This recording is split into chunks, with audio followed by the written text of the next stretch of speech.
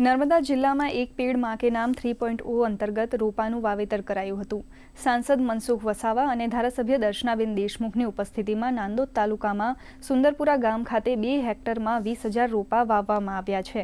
સમગ્ર નર્મદા જિલ્લામાં આ અભિયાન હેઠળ 15 લાખ વૃક્ષોનું વાવેતર કરવામાં આવ્યું છે અને 12 થી પણ વધુ વન કવચ બનાવવામાં આવ્યા છે। माँ के नाम एक वृक्ष रोपવાનો વાવવાનો કાર્યક્રમ રાખવામાં આવ્યો છે। ખૂબ સફળ રહ્યો છે।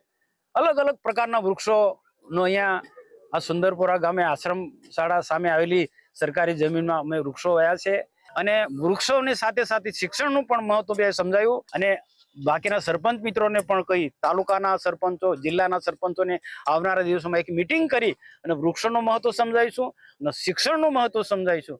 15 લાખ જેવા વૃક્ષોનું રોપણ કરવામાં આવ્યું છે, જેમાં ખેડૂતોનું લાભાર્થીનો પણ સમાવેશ થશે।